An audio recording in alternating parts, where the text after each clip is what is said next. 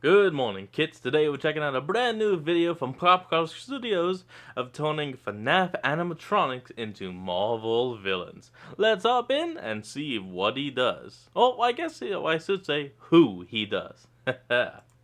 Today I'm taking Five Nights at Freddy's animatronics and I'm redesigning and rewriting them to fit them into the Marvel Universe. Hell I've turned them yeah. into mech armors and I dragons and remember. zombie apocalypse survivors, but it's finally time to try putting them in one of my favorite pop culture universes. Let's go! Let's go. Hit like if you want. Subscribe if you feel like it. But Either way, enjoy the show. Anyone who met Sunny Sun and Moon, a perfect duo. Though I'm kind of surprised you're not trying to mix Eclipse in there. Lunos as a child would likely have said about him that he was one of the friendliest, most kind-hearted kids they'd ever met. Through his early days of school, he'd always help his classmates with homework and would volunteer to tutor students from younger grades as well. His parents were frequently told praises of their wonderful son that they were raising.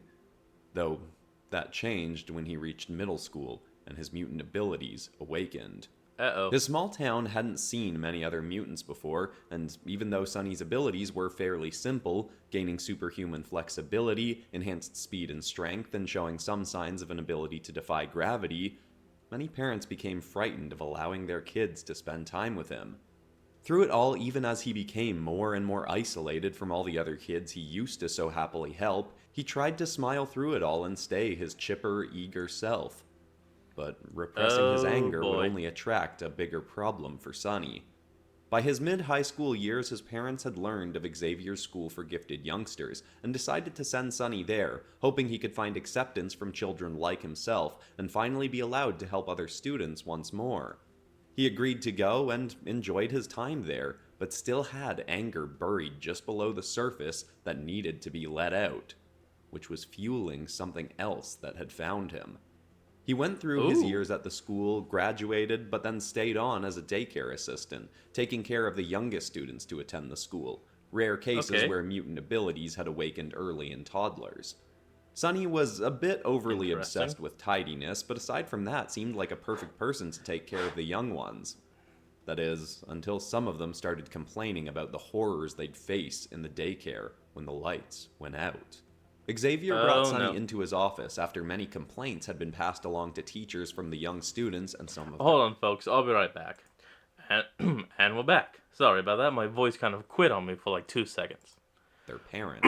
The children were saying that there was some kind of monster that would come out at night in the daycare, some claiming that Sunny himself would become this thing. Sunny tried to play it off as kids just having overactive imaginations and being scared of the dark. But when more complaints rolled in and Sunny was pressed for a real answer, he finally let slip. I only let him out at night when the children should be asleep anyway. It's their own fault for being awake to see him. Uh-oh. Sunny was told he'd have to be let go unless he elaborated further, but he refused. And as Colossus was brought in to escort him from the premises, Sunny lost it. As the anger he rarely unleashed publicly came out in Xavier's office, a black ooze spilled out from Sunny's clothing and overtook him, revealing that Sunny was the host of an alien symbiote. Unbeknownst, even to Sunny for some So he's bounded to a Clintar. Okay, not bad. years, the symbiote had been drawn to him by the scent of his repressed anger, and for years had only overtaken his body when Sunny slept. But when he'd learned of the creature using his body, he'd allowed it to remain, so long as it only came out at night, as it did feel good to let his buried anger fuel this creature. With the extra enhanced strength of the symbiote, he hurled Colossus out of the office window, then grabbed Xavier from his chair, cursing him for trying to let Sunny go after all he'd done for the children here. Xavier used his abilities to shut down Sunny's mind, but was not able to do the same to the alien symbiote, that then had full control over Sunny. Other X-Men came into the office to try and restrain the now former daycare attendant, but he was able to fight them off and flee the facility, swearing vengeance on the school for rejecting him. What was worse though, because Xavier had shut down Sunny's mind, intending it to only be temporary, the symbiote was now able to remain in full control constantly, day or night, though it did still draw strength from the repressed anger built up inside its host. And so, in his constantly infected form, Lunos would hunt down those who feared and hated mutants to kill and devour them, and stalk the X-Men on their missions to seek revenge for being let go. Okay, I like Xavier's this. hope was for his heroic team to retrieve Sonny so his mind could be reawakened and so they could help him both get through his anger issues and relieve him of the symbiote.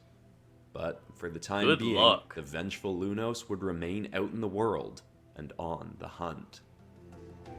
Okay, so you technically made Eclipse, not in the way we would have thought, but still kind of technicality.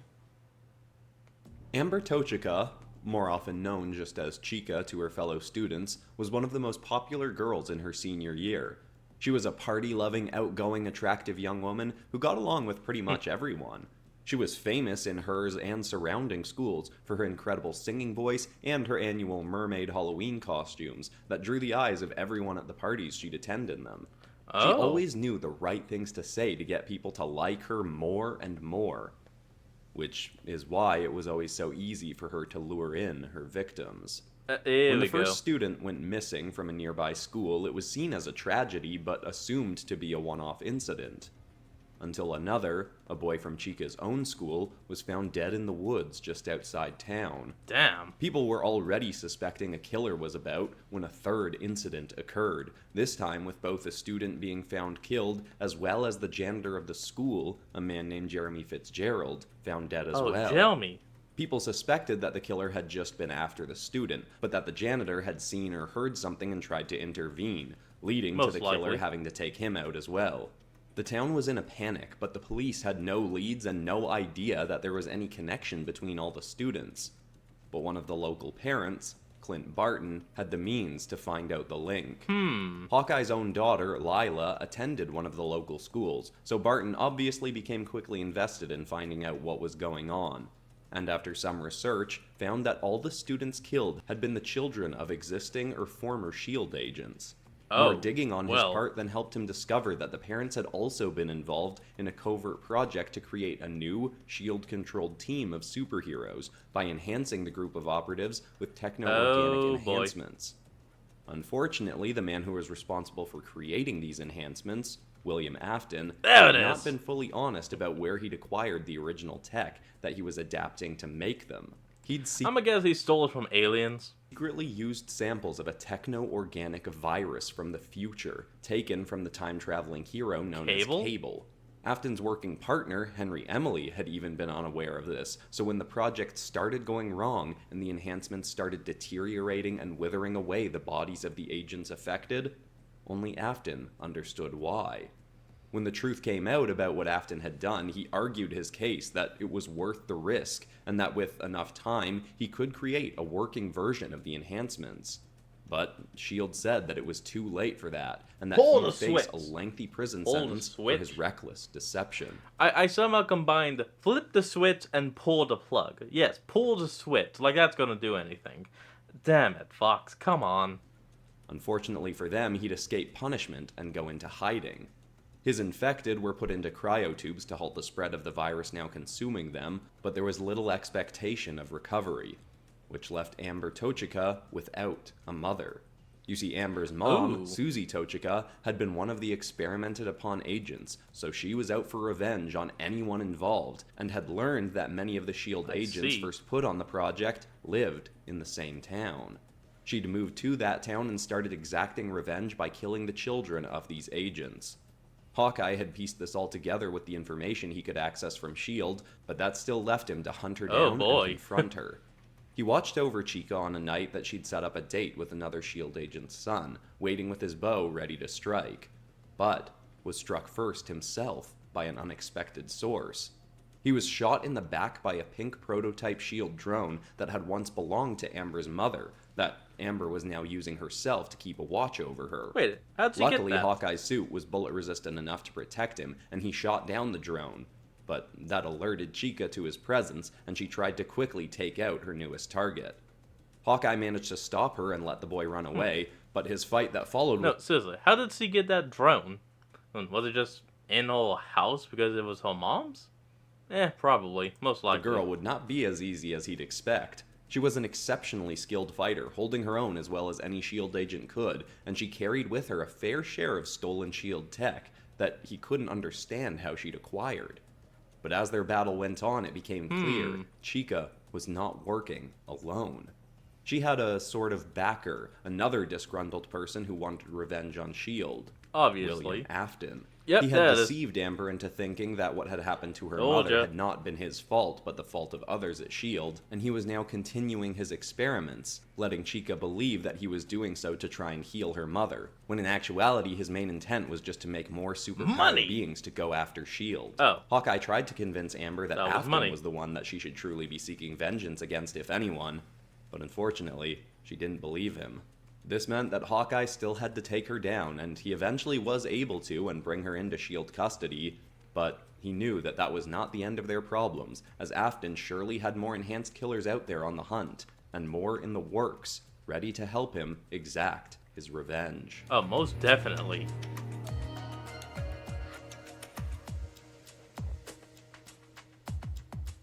Alright, let's see who's next.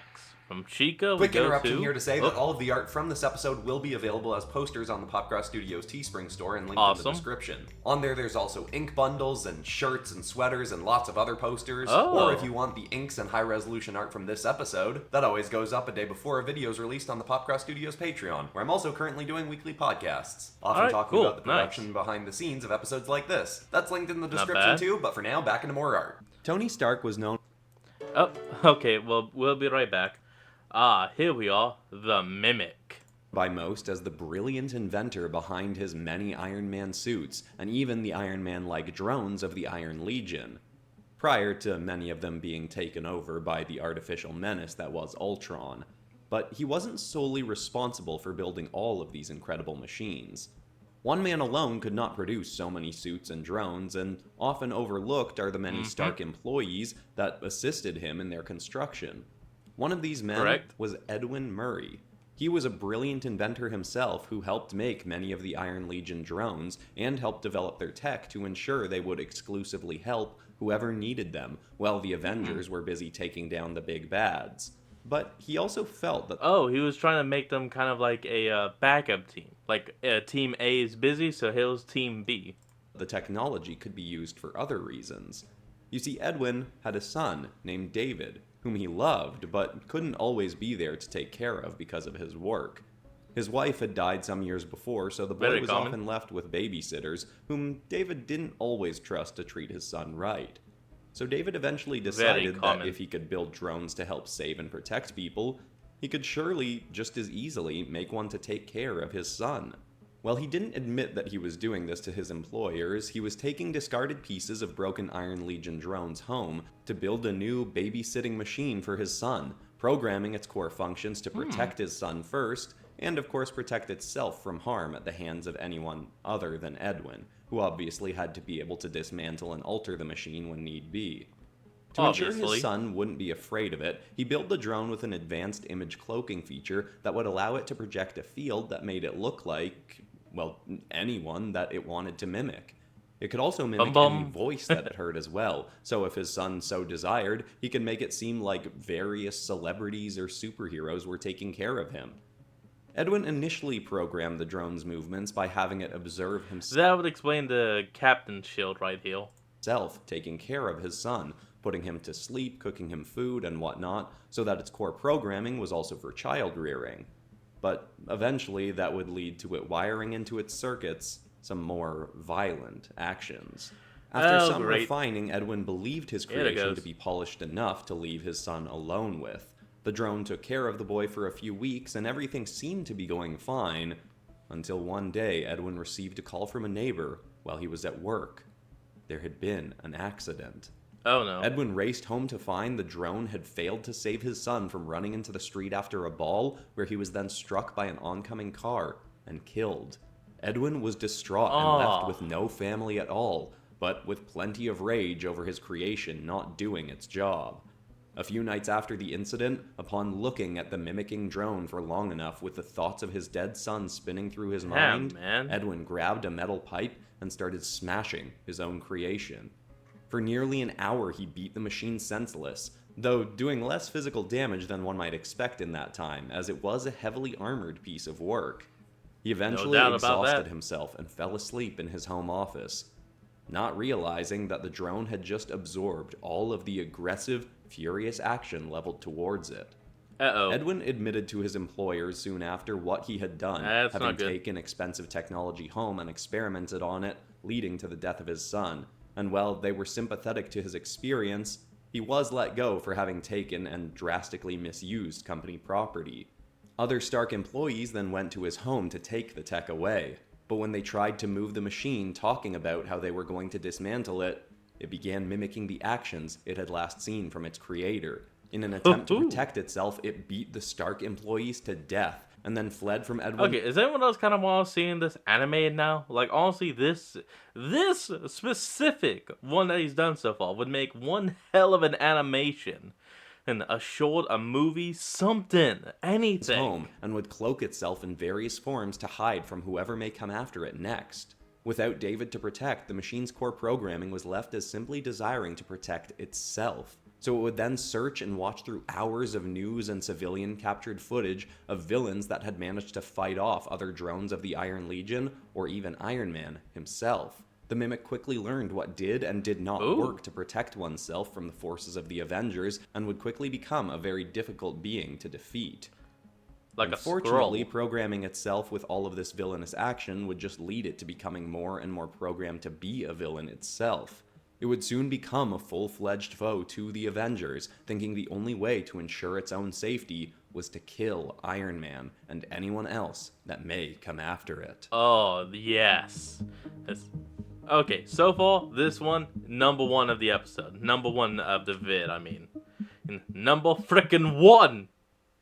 The infamous Dr. Doom, Laura? ruler of Latveria, may have been known across the world as a villainous dictator with an obsession for blending science and black magic to make himself more powerful, but this did not make him immune to the very human desire for love. He'd once thought he'd found the love of his life in a woman named Valeria, a dancer who had an incredible singing voice to match, that Doom had grown up alongside. He'd many times tried to win her affections over the course of his complicated life. Their And courtship failed. had been trying, to say the least, with him on multiple occasions attempting to deceive her into loving him. She eventually fled to America to escape him and thought she'd be safe there, until he found her once again, swearing that he'd changed his ways. She was eventually I have swayed changed. and agreed to marry him. Not No, that's like so. It's like, I swear I have changed. It's hundreds of Doom bots that look just like him. Literally is now the ruler of his country, bringing it into a golden age. And how have you changed? And I got my face seriously burned off, and now metal is stuck to it. And that's not a change. Come on. not knowing that he was deceiving her once again, but this time for far worse means than just winning her love. Ah, crap. You see, Doom, the power-obsessed man that he was, had made a deal with a cabal of nether demons that required Valeria as a sacrifice. As much as it broke Doom's heart to do so, he was told by the demons that he'd be granted immeasurable power in exchange for something in his life of irreplaceable value. He decided to sacrifice the woman he considered to be the love of his life to gain this power. I But could see found that. once he did so and acquired his might, with Valeria gone, he needed something else to fill the void of her loss. And so, Doom then used the immense dark magic he could wield, along with the technology of the Doom bots he often used as his combat and worker drones, to create a semi-mechanical, magically enhanced demon with the appearance of his former love.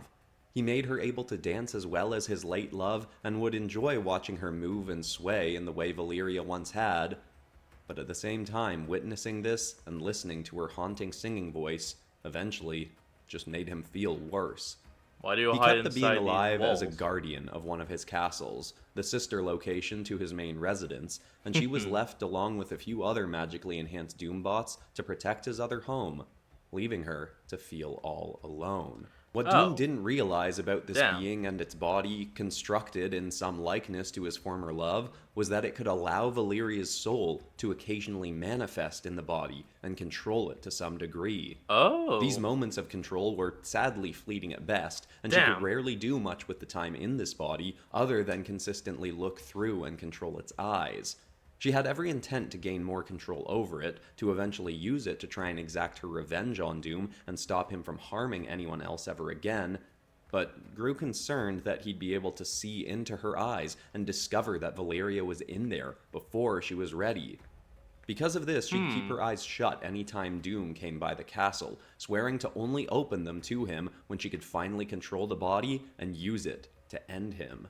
Against her will, the body Good would story. occasionally be faced with intruders to Doom's second castle, and would then stalk and kill them, again with Valeria then closing her eyes so she wouldn't have to witness the gruesome attacks. She'd also occasionally be sent with Doombots on missions against the likes of the Avengers and Fantastic Four, and fight fairly well against them, despite Valeria often trying to get a message across to them that she needed help and wanted to assist them in defeating Doom. Interpretive dance. Unfortunately, for the time being, while she worked on gaining more control, she'd have to feel this body she was inside of, doing all manner of villainous things, just waiting for the day she could become strong enough to kill her former love and get revenge on the man that had subjected her to this grim fate. Alright, well, I will say this. This one has the best story, but I still have to say Mimic #1 of the whole video. And that was the last one. Oh, If there you we go. enjoyed this and want more stuff like it, I'd recommend checking out my latest famous horror movie characters as Marvel superheroes, or I maybe did my check it recent out. Five Nights at Freddy's characters as monsters episode. And But I I checked also that have one tons out. of other Marvel and FNAF stuff on this channel that you can find if you just go poking around. All Also, good I'd love more stuff. suggestions for other Five Nights at Freddy's animatronics I could turn into Marvel superheroes if people want another round of this, or other things I could turn them into. Leave whatever you got in the comments. But besides that, that's all for today, except of course for ending this video on some Some kind kind of of positive or positive, uplifting inspiring note. note. And the thought I want to leave people with today is a quote from Dale Carnegie, who said Go that ahead. inaction breeds fear and doubt, while action breeds courage and confidence. If you want to Ooh. conquer the negative elements of your life, don't You just must sit at be home brave. and think about it. Go out and get busy. I hope that's inspiring. I love you all, and I'll see you all in the next episode on Monday. Goodbye. Well, nope. Shut up, Burger King. That's going to be the end of today's episode. I hope you all enjoyed this. Remember to like, comment, and subscribe for more. Link to the original will be in the description below. And I'll see all of you folks next time when we flick on. Peace out.